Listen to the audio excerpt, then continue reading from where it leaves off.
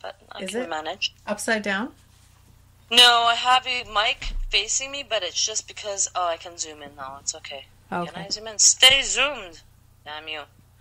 There we go. Yeah, we can't read all this thing. No, This we'll just pick and choose some of it, so it's all good. So, as we always say, this is Jas. And Sher. And you're back with us, Giving Up the Ghost. On a lovely Wednesday evening. How annoying is that going to be? In the bell. Class is in. Or wait, what's the other one? Can I get, my name is Karen. Can I get some service over here, please? Yeah, no shitting. Yeah, whatever. Hello, my hair is tight. Yes. Wednesday, what do we call it? Weedless Wednesday? Whiskey Wednesday? Whiskey Wednesday, how about that? There we go. Well, I'm drinking a Long Island iced tea homemade, so. Well, I'm drinking a vodka, so it's kind of like a whiskey, I guess, but not really. Okay, how about Wet Your Whistle Wednesday? Wet Your Whistle Wednesday, how profound. Good job. Good job, Sher. When it comes to alcohol, I can always think of something, glug, right? Glug, glug, glug, glug. So today's episode, we're fortunate enough, we're going to be interviewing a girl shortly. I don't know if I'll say her name because I never properly asked her what she would like to be referred to or okay, however. We can ask her after, yeah. She emailed us this fantastic story, like really, really cool. But I will say it's from Rapid City because location is very key to this, this whole story. So this episode is the Little Ghost Girl of Rapid City is what we call it. Excellent. So with the historying? Wow. Where'd that come from? So with the history comes the hauntings. So we're going to do with the history, and then our guest is we're going to dial in with her and have her tell us her take of this fantastic story that she experienced firsthand, which is pretty freaky.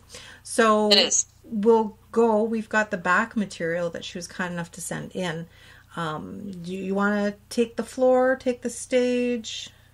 I'll start right here if I can see this. And it's it's long history, so we'll just kind of skim. Well, I'm going to jump right to the fellow where it kind of starts on his name, I think, because it's like his name is Frederick Philip Grove. He was born 1879, passed away in 1948, and it says Frederick Philip Grove was born Felix Paul Berthold Frederick Grieve in Radom.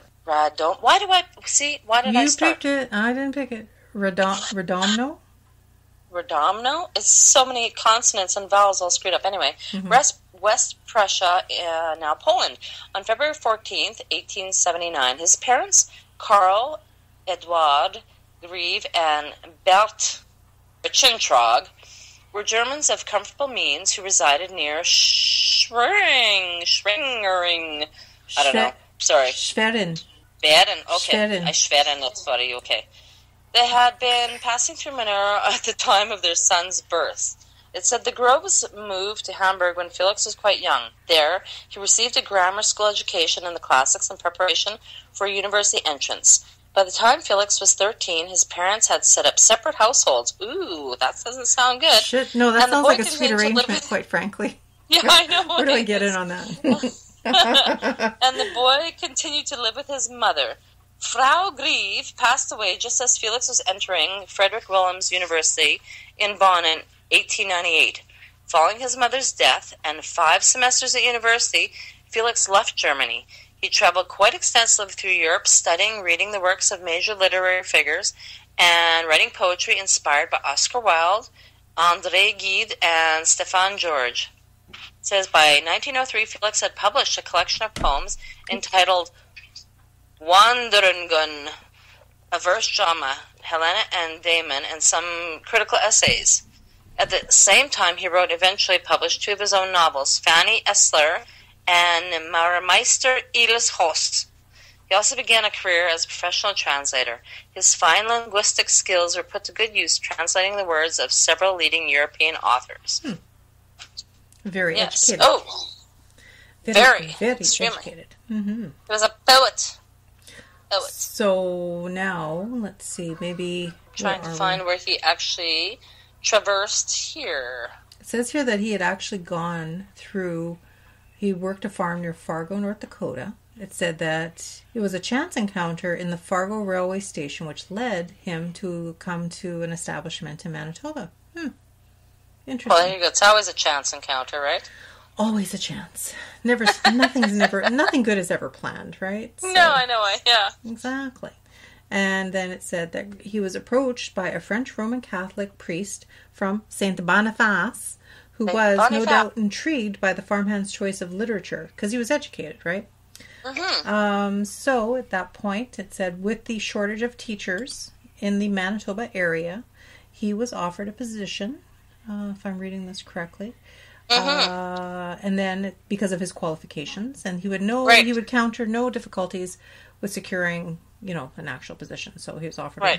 And then a few weeks later, it said he arrived in Winnipeg. He was almost penniless.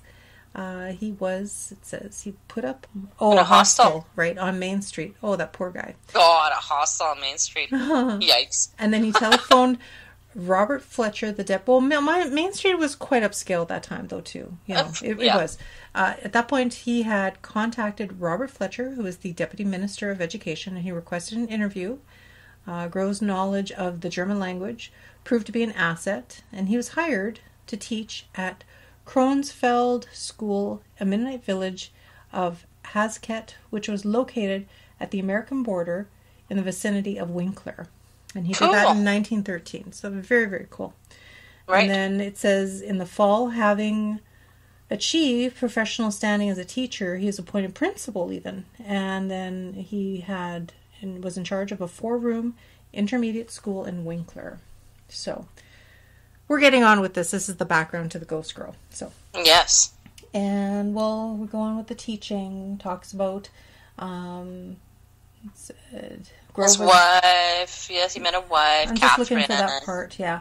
Oh, it said here, right. So he had met his wife, and then they were married in Swift Current, near the home of Tina's parents. I guess that was his wife's name. Did I miss it? Did I miss her name somewhere? Her name was Catherine, but they called her Tina for some reason. Oh, okay. That's weird. Yeah. Right. And then that was during the summer of 1914. Man, he didn't miss a beat, this guy, hey? Holy shit. No Wham, shit. Bam. Mm-hmm. Immigrated, job, married. Then they returned to Winkler, and then he was in charge of the second school year. So we should just flip ahead to the summer. Both Grove and his wife took schools in rural communities in order to ease their financial worries.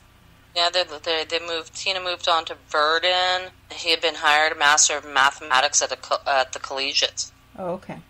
Yeah. Oh, they had one daughter, Phyllis May. Phyllis May, Little May, it says here. She lived in the teachage. Yeah. Yes. And then, sounds like somebody else we know. Little Sherry, living in a teachage. You're living in a teachage, yeah. Sounds familiar. Except you weren't a little ghost girl now, were you? No, I may be. Never know. One day. A figmentation of my imagination. So, it said here, academic year, they moved again, this time to Gladstone, where Grove was to be principal of the high school. He also taught math there as well, and sciences. Yep. While also continuing with his university work. He was very ambitious. Very driven, hey? Yeah, no kidding. God, give me some. Mm-hmm. It does say that Tina had moved in 1919 to Winnipeg to attend normal school in order to complete her second-class teacher certificate. And then it said that Grove was hired as principal of the Consolidated Intermediate School at Eden, near the Riding Mountains. And then it said May lived with her father, and Tina joined her family on occasional weekends. Oh, okay. So he solely looked after his girl. So obviously that was Daddy's girl, right? Wow. I'm surprised. Well, I guess she was in school, right? So she wouldn't have had time, right? Right. Mommy? Yeah. Yeah, they were doing their thing, right? Their thing, yeah.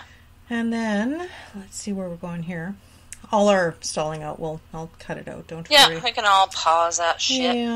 Yeah. Shortly after he accepted, so he submitted a manuscript. It doesn't say anything about any other children, though, does it?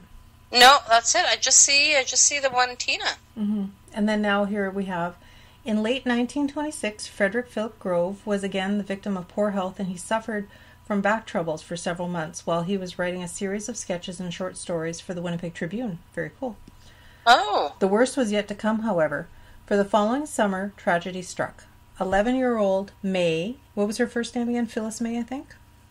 No, Catherine. Was it Catherine? Oh, that was the mom. Catherine was Tina. Oh. And Phyllis Catherine. May. Sorry, yeah, Phyllis May. Right. Yes, Phyllis May. So it says, the following summer tragedy struck for 11-year-old Phyllis May Grove. Died unexpectedly during an operation for appendix. Oh, wow. Poor baby. What year was that? Looks like 1926. Wow, they did appendix surgeries in 1926. Appendicitis. I guess they have to try and ease the pain somehow, right? Like. Wow, I have no concept of actual medical surgeries in my head. It seems like such a new thing to me. I know. And it was probably one of those 50-50 surgeries, right? Because if they cause internal bleeding, they don't know, right? Oh, you're screwed. Yeah, no, really. And an infection, right? True, infection. Yeah, exactly. Infection be horrible. Yeah. What, did they knock you out with ether back then still? And I don't know. Well, a little girl wouldn't have very many options. Can't booze her up, Yeah, no shit. She can't bite on a bullet or whatever they did, God. It's sad. So it says, Grove was grief-stricken by the loss of his beloved little daughter, and it did not mean the end of his writing career. And then it goes on to explain all his accomplishments and all his accreditations. And so he went on. Did Mama move back? Well, I guess after her teaching she did, right? I'm just curious, yeah. Mm-hmm. It's sometimes the whole passing of a child, if they're not really together all the time, they sort of just carry on, especially back then, right? Yeah, he's like a famous Canadian, or we won't get into all the details. We'll see if we can post maybe some of these pictures. We'll double check where she got these from to give them credit, and we'll see. It's from a book. Yeah, it must be some sort of heritage book from Rapid City. One of them says courtesy of University of Manitoba Archives, so that's kind of cool. Oh, you're right, and the other one says University Toronto Press. So yeah. That's kind of neat. Yeah, the ones where they're camping, and then the one of their house. We'll post that as well, if we can. Sounds good. Yeah, but okay, so it looks like they had a son after the daughter, though. Because there's a picture here, it says Arthur Leonard and Frederick Philip Grove. Oh. So, yeah, they had another child after, so, I mean. Oh, yes, yes, I see Leonard Grove, University of Toronto, yeah. Yeah, and then it looks like he passed in 1948, and I remember when I was conversing with her the other day, she said there was some discrepancy as to where he was actually buried. There is actually, it said, Frederick Philip Grove was the leading Canadian novelist and essayist. He's buried in the southwest corner of the cemetery at Rapid City. For 17 years, Grove taught at various high schools in south central Manitoba, moving to Ontario in 1929, where he did die at Simcoe. He did publish works faithfully that portrayed the prairie landscape of Manitoba and the life of its pioneers. So if he died in 1929, and this picture with this boy, what year was that? Because if the girl died in, what did I say, 1923, was it? 25. No, wait. Yeah, but she was 11, though. Yeah, so this little boy must have been around prior. It must have been a brother that just wasn't mentioned then. The girl looks quite young in that picture, so you would think that he probably would. Well, maybe he wouldn't have been born then. Yeah. She could have been only 4 or 5 there. But I think, I gotta get a pillow for my foot. I think, they must have had a son too, and he just was never mentioned, Could be, yeah. Maybe he was born little. Just because with 3 years in between the two of them, right? True enough. Passing, yeah. True enough, yeah. Yeah, that was the background history of Frederick Philip Grove, just to establish who he was, where he came from, and he had the little girl that passed away. So now she is the little ghost girl of Rapid City. So excellent. Excellent.